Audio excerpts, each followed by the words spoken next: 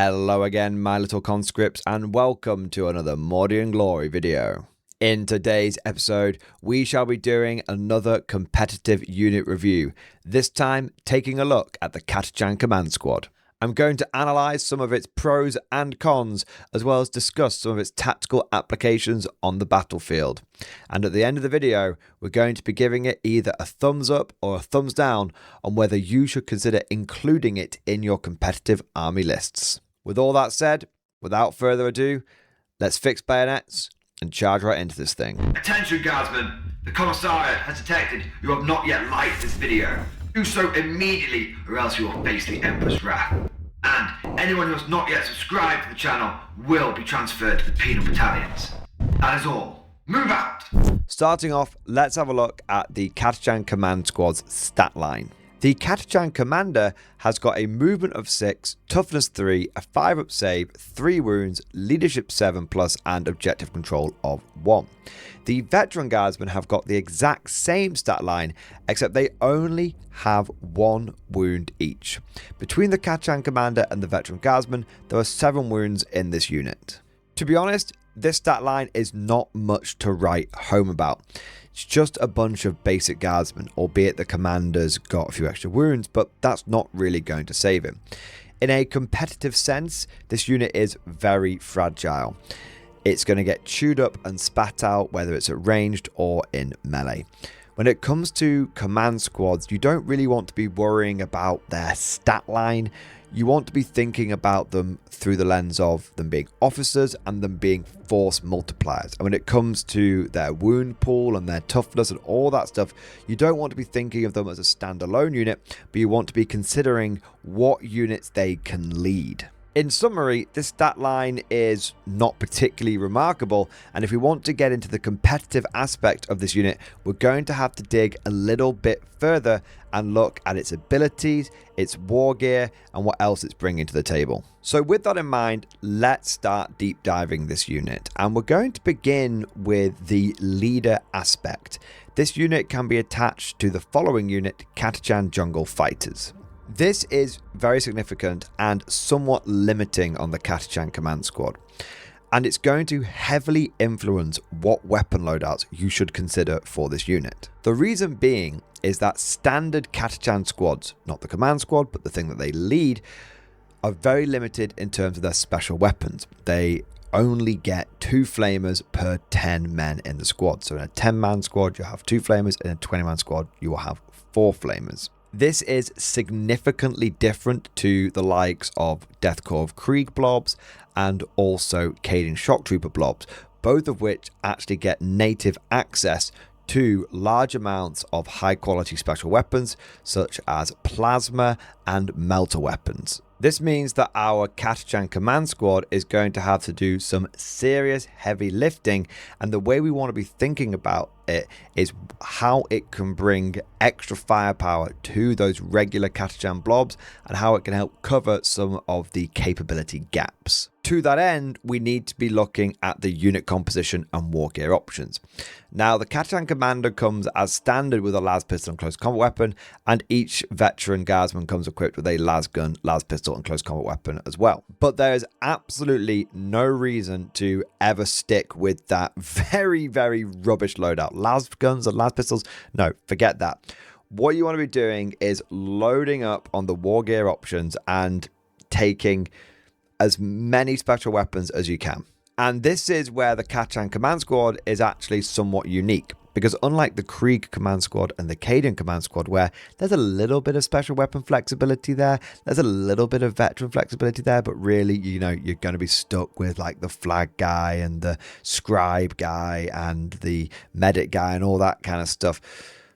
In this case, each veteran can take a special weapon, and no other command squad can do that. However, you can only take 1 of each special weapon. So you can't just go, I'll take 4 plasma guns. You can take 1 plasma gun, 1 melter gun, 1 heavy flamer, 1 grenade launcher, 1 flamer, 1 sniper rifle. It'd be great if you could just take 4 melter guns and just load that up onto the command squad and then join it to a big Catachan blob. I think that would make this a genuinely meta unit, but unfortunately you can't do that. So what is the recommended loadout for a Catachan command squad? Well, I would say you want to go plasma gun, melter gun, grenade launcher, and then go heavy flamer. And then on the officer, you want to go for a plasma pistol and a power fist. This will mean that every single model in the unit has some form of special weapon that is bringing genuinely significant firepower. That melter gun and plasma pistol and the crack grenade from the grenade launcher are all going to be high strength, decent AP, average damage 2 or higher. And the heavy flamer, whilst not as high raw strength and raw AP, does ignore cover, which does combine with its AP -1, making it surprisingly good at actually doing damage. I honestly don't recommend you take the Master Vox or the Medipack or the Regimental Standard in this unit. The reason I don't recommend the Master Vox is because the Catachan Command Squad is not a particularly good from a competitive point of view. Obviously from a narrative point of view, if you're running pure Catachans, that's very different, but this is a competitive unit review, so that's the lens we're looking at. From a competitive point of view, the Catachan Command Squad and Catachan Jungle Fighters don't make a good command blob. That's where you take someone like Lord Solar Leontus, attach him to a 10-man squad, and then take a command squad, attach that to 10-man squad, and make that supreme command blob where orders are going out to 24 inches. You can absolutely do it with Catachans. Absolutely, totally possible you can do it. But the thing is that the other options like Kriegers and Cadians are better at that. Your Kriegers are probably the best Supreme Command Blob just because of the nature of them having an extra bloke, and also the fact that they have got like the Medipack within the main squad, which could be very useful for like trying to keep the whole unit together. Cadians can make a good backup Supreme Command Blob with Creed rather than Lord Sol Leontus, but the Catachans, they don't have that named standalone character for them to make a Catachan Supreme Command Blob. And as we said with Leontus, he's better going with Kriegers in a purely competitive sort of guard soup style army. So there's no need for that Master Vox. You're not going to be putting Leontus with Catachans. He's going to be going with someone else who's going to be doing the job better. I don't recommend the Medipack because Catachan blobs, because of the fact they have Scout, which we'll get to in a moment, are going to be on the front lines. They're going to be taking horrific casualties early on. And the truth is that you might think, oh, if they're taking casualties, that means I should be putting Medipacks in to bring models back. The truth is that they're probably going to get wiped out because they're going to be hitting the enemy lines, or the enemy lines are going to be hitting you when they're at their strongest, because these will be first into the fray. And so more than likely the whole unit's going to get wiped out anyway, and the Medipack is not going to get to do its job. As for the Regimental Standard, as heretical as it is to say you shouldn't be taking the colours, this is a frontline unit and it needs to be fulfilling those capability gaps. Catachans are not going to struggle with objective control. They are guardsmen. They have a native OC2 and they come in high volume squads. You're going to have, if you have a Catachan 20-man blob and a command squad leading it, it's a 45 OC unit. You do not need the Regimental Standard on something like that. What you need is more firepower, because remember, the blob itself is just bringing crappy flamers to the situation. And flamers can be useful in niche situations, especially on Overwatch, but what this command squad needs to be doing is helping to fulfill and helping to cover those capability gaps. And the Regimental Standard isn't doing that. You have the OC. That's not a capability gap. So there's no point in taking the Regimental Standard in the scenario that we're looking at. So that covers weapons and war gear and leader, but let's start getting into the abilities and also the tactics around this unit. We've already covered the war gear abilities, Master Vox, Medipack, Regimental Standard in passing when we've just been covering why we're not taking them. So let's focus on the main abilities. The first of which is the core ability Scout 6 inches. This is very good. It allows the Catachan Command Squad to join a Catachan Jungle Fighter unit and not restrict their Scout ability. When you're using a Scout unit, every model in the unit has to have Scout in order for it to be able to Scout. So if you take a brick of Catachans and then add a Commissar in there, even though 20 out of 21 models have got Scout, they can't Scout because the Commissar doesn't have it. So when you add a Catachan command squad to a Catachan blob, not only are you giving it access to orders, not only are you giving it access to extra weapons, but you're also not slowing it down. In fact, you're actually speeding it up thanks to the Gung Ho command ability from the officer. While this unit contains an officer, ranged weapons equipped by models in this unit have the assault ability. This can make Catachan units really quick because you're going to have scout on the first turn, then you're going to be able to move, probably with moves, that's another 9 inches, and then you're going to have the ability to advance and still shoot. And even though Catachans, in the lore like to be in combat, you don't want to be throwing these guys into combat, so being able to assault and still shoot is really valuable. So that's going to give you an average of a 6-inch scout plus a 9-inch move plus 3 inches on the advance, so you're looking at 3 to 4 inches, so you're looking at about 18 to 19-inch move potentially on the first turn, which is really fast. With all of that in mind, what is the main tactics, what are the main opportunities for the Catachan command squad to contribute to your game? I think their best role is in screening. Early game screening, especially in something like a recon detachment or a combined arms detachment. Maybe siege, but probably not. The reason why I think they're really good at screening in those armies is in combined arms, if you do a big early game screen like that, then obviously the Catachans are going to die. But you can recoup some of those losses via the reinforcements stratagem.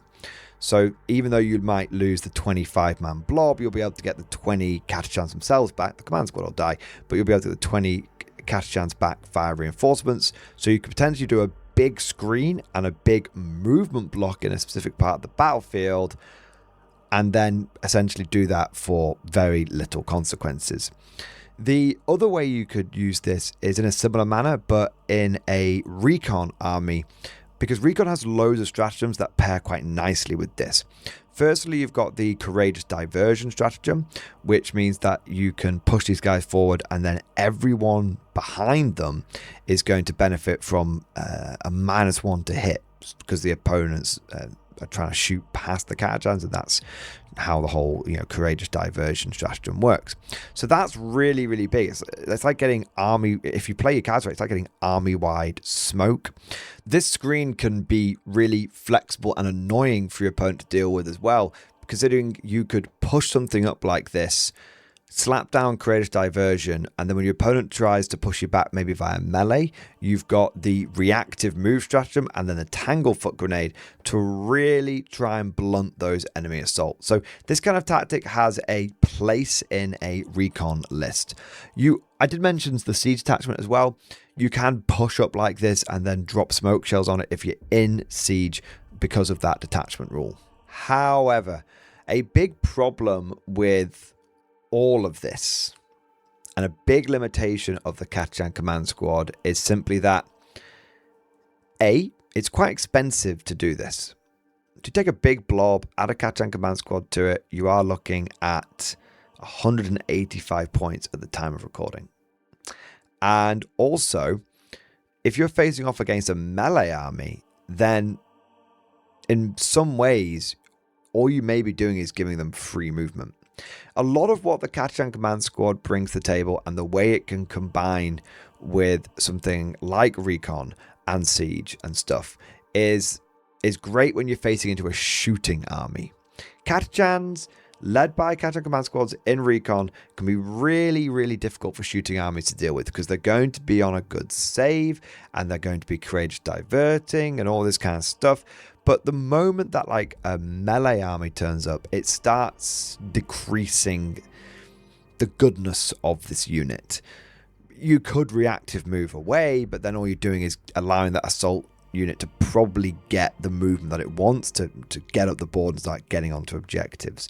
Or you end up hanging back against something like an assault army, at which point you're giving up the main reason to take a Catachan command squad in a big unit of Catachans. And fundamentally, taking big blobs of Catachans, whilst it has some use cases like we've discussed, does go against the grain competitively. The most common use case for a Catachan jungle fighter squad is as a 10-man unit, not as some big blob led by a command squad. Typically, you'll see 10-man Catachan squads just on foot, used as cheap scouting screens, or instead of transport where they can give that transport scout, neither which lends itself to having a command squad involved. In fact, most people who want a front line blob will end up going for Cadians, and it's for good reason.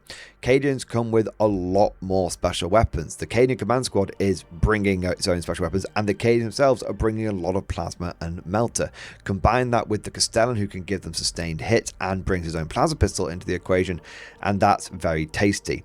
This squad is also really good as a force multiplier, something which the Catachan command squad is a very localized force multiplier, but it's not a big force multiplier like a Cadian frontline blob. Because if you take that Castellan and you take that command squad and you take those 20 Cadians, then you're getting a unit which is not only putting out horrific firepower, genuinely important firepower, but it's also buffing other units around it thanks to the Castellan benefiting from the Master Vox. And then if you're looking for a supreme command blob, well, as we already said, Kriegers do that better. Hence why we're not taking a Master Vox in this unit. So the Catachans are just a screening sacrificial unit at basically every level. And at the end of the day, paying close to 200 points for something like that is a tall order. There are some use cases for it, but you can probably get screening units cheaper and more efficiently than via a big Catachan blob. And so Catachan jungle fighters themselves, the unit, great. Catachan command squads, I don't think they're worth it. And so it is with some reluctance, because I do love these guys, that I am going to have to give the Catachan command squad a thumbs down from a competitive point of view. I know that's going to upset some people, but please let me remind you at this point that these unit reviews are very much competitively minded ones. And so I want to be a lot more ruthless when I'm doing these unit reviews. I don't want to get to the end of every unit review and every one is, oh, I'm giving it a thumbs up because I like the unit.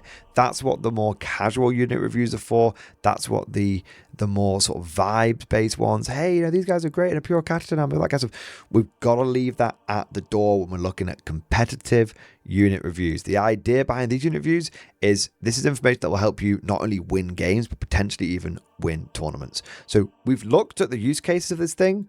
We've tried to be fair and objective about it. And I think, unfortunately, from a purely competitive point of view, the Catachan command squad is coming up short. But of course, all of this is just like my opinion, man. Let me know what you guys think down in the comment section below. Are you a fan of the Catachan command squad? Do you think there's something that I've overlooked? Or do you think maybe right now it's the weakest one? If you did enjoy today's video, don't forget to go ahead and smash that like button and make sure you subscribe to never miss an episode. Would you like to know more? If so, then please consider becoming a channel member or patron. By supporting the channel, not only will you be doing your part, but you'll also be helping me create more content for your viewing pleasure and unlocking a whole host of perks. You get everything from a badge next to your name, custom emojis, but the big one is access to the Mordian Glory Discord server, an online community with almost 2,500 active members. It's always popping off in the MG Discord. We've got channels for army lists, hobbying, tactics, stories, and even a pretty spicy meme section as well. For all you greenhorns that wanted to see the Mordian glory hole, today is your lucky day.